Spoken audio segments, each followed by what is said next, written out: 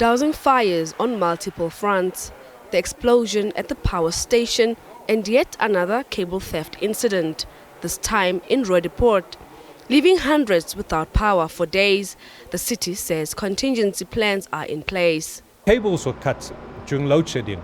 So when you have that kind of damage, it inevitably damages the water supply to the residents in the area because it's not load shedding. Simply the infrastructure is damaged to the extent that there's no power supply. But then again, we're not sitting back and say we can't do anything because it's load shedding. The city hopes to have independent power producers feeding into the grid before the end of the year. Unfortunately, we don't really see load shedding, staying away from us in the short term. But I had a very positive meeting with my City Power colleagues last week. Certainly, we are not looking just to procure additional capacity from the independent power producers, IPPs, but we are also looking at ways that we can reduce consumption of energy. For example, we are retrofitting street lights with LED technology that will save between 3 to 5 times the energy of conventional street lights. We are looking at installing ripple relay units, so we can manage unnecessary consumption of electricity, such as your geysers, air conditioning units. People leave on the whole night, so we can remotely switch them off. The damage to the Industria substation, which exploded, is estimated at around 3 million rands. The issue about our fleet of infrastructure is the fact that we are really running a very aging infrastructure.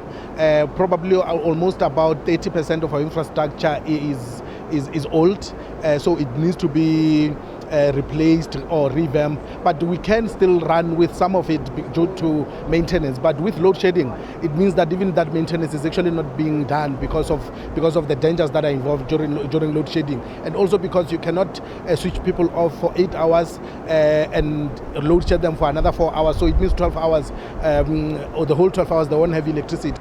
While the city battles to keep the lights on, businesses are counting their losses. Noor Nakim owns a butchery in Bosmont. He says he gave away stock worth 100,000 rand. This completely shut us down. You can see we almost have no customers. I have nothing on the shelves, nothing to sell. All my stock that was on the shelf, I needed to distribute it.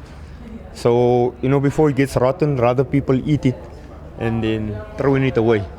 Patience is running thin on the streets. I must say that firstly, our problem starts with the load shedding schedules, because like we've heard from the MMC, that the equipment is not equipped for that type of on and off switching. Residents are really inconvenienced.